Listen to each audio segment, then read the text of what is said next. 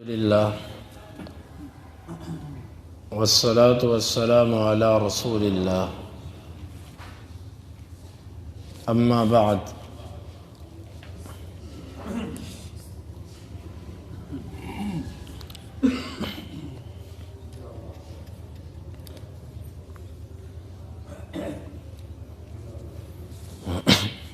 باب لا ہجرت بعد الفتح، فتح کے بعد ہجرت نہیں ہے۔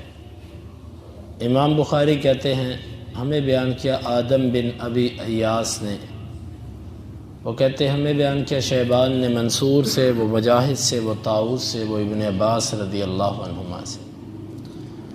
وہ کہتے ہیں کہ اللہ کے رسول صلی اللہ علیہ وسلم نے فرمایا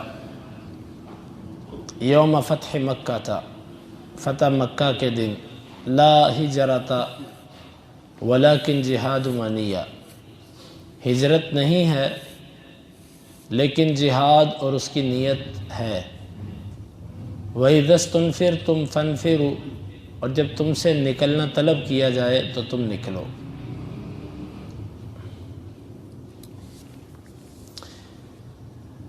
اس باب کا مقصد یہ ہے کہ ہجرت اس وقت ہوتی ہے کہ جب کسی علاقے میں لوگوں کو اسلام پر عمل کرنے میں مشکلات ہوں، فرائض ادا کرنے سے لوگوں کے لیے مشکلات ہوں، اس وقت پھر اسلام کہتا ہے کہ وہ علاقہ چھوڑ کے تم ایسے علاقے کی طرف چلے جاؤ کہ جہاں پر تم دین کے فرائض پر عمل آسانی سے کر سکو بغیر کسی مشکل کے۔ اس کا معنی یہ نہیں ہے کہ آپ کو دین کے کسی معاملے میں تھوڑی سی مشکل بھی آئے تو آپ ہجرت کر جاؤ۔ یہ معاملات اگر کوئی اپنی طرف سے ہجرت کرتا ہے تو اس کی مرضی، لیکن ہجرت فرض اس وقت ہوتی ہے جب کسی کے لیے دین کے فرائض پر عمل کرنا مشکل ہو جائے، وگرنہ چھوٹی موٹی مشکلات بلکہ بڑی بڑی مشکلات تو یہ تو صحابہ کرام کے زمانے کے بعد شروع ہو گئی تھی۔ کئی دفعہ لوگ انس رضی اللہ عنہ کے پاس شکایت لے کر جاتے حجاج کی یا دیگر اس وقت کے جو حکمران تھے ان کی، شکایات یہی ہوتی تھی کہ وہ بعض دفعہ دین میں کئی قسم کی رکاوٹیں ہوتی تھیں لیکن فرائض پر عمل کرنے میں کسی قسم کی رکاوٹ نہیں تھی۔ نماز ہے، روزہ ہے، حج ہے، زکوٰۃ ہے، توحید ہے، اور اس کے علاوہ جب تک ان چیزوں پر عمل آسانی سے ممکن ہو تو اس وقت تک ہجرت فرض نہیں ہوتی۔ جب ان پر عمل نہ کرنے دیا جائے تو پھر اس وقت ہجرت اس علاقے سے فرض ہو جاتی۔ مکہ فتح ہونے سے پہلے مکہ سے ہجرت تھی مدینہ کی طرف، کیونکہ مکے کے لوگ مسلمانوں کو نہ نماز پڑھنے دیتے تھے اور نہ ہی ان کو دین کے کسی معاملے پر عمل کرنے دیتے تھے، جو کرتا تھا وہ چھپ کے کرتا تھا۔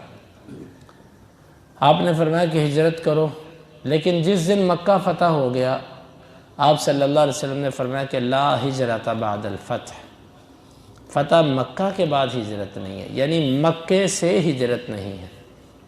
دوسرے شہر جو ہیں کفار کے، وہاں سے اگر کوئی آتا ہے ہجرت کرتا ہے تو وہ ہے، لیکن مکہ جو فتح ہو چکا اب یہاں سے ہجرت نہیں رہی۔ کیوں؟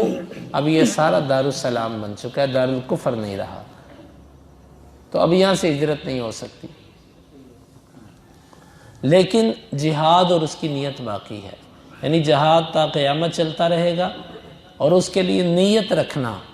نیت کا مطلب یہ ہے کہ ایک بندے کو جہاد کا موقع میسر نہیں ہوتا تو اس کی نیت ہونی چاہیے کہ جب بھی مجھے موقع ملا میں اللہ کی رضا کے لیے نکلوں گا، جان بوجھ کے وہ ٹال مٹول نہ کرتا رہے، لیکن نیت ہو کہ یا اللہ جب کفار کے خلاف تیرے دین کی سربلندی کے لیے لڑائی ہوگی تو یہ جہاد ہے، تو میں اس کے لیے ضرور نکلوں گا۔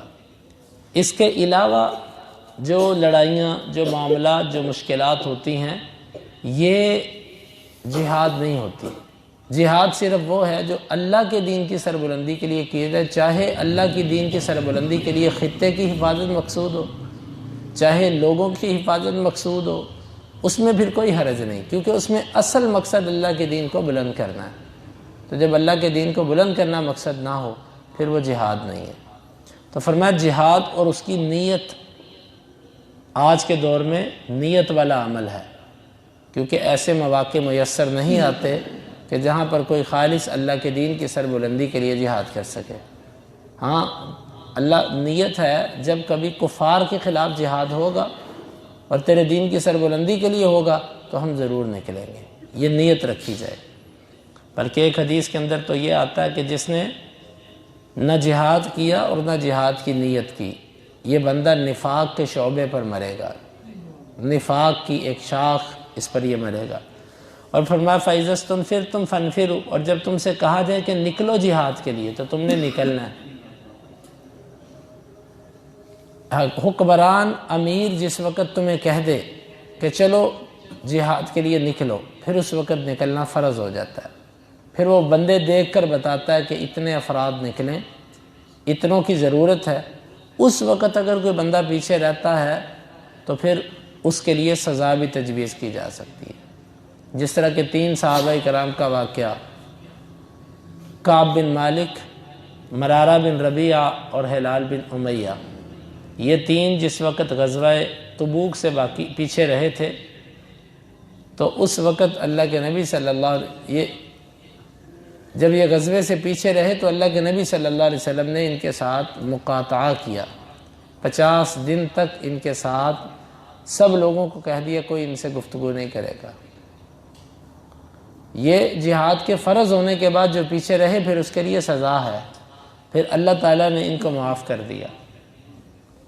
فَإِذَا اسْتُنْفِرْتُمْ فَانْفِرُوا، اور جب تم سے نکلنا طلب کیا جائے کہ اللہ کے رستے میں نکلو تو تم نکلو، لازمی نکلو۔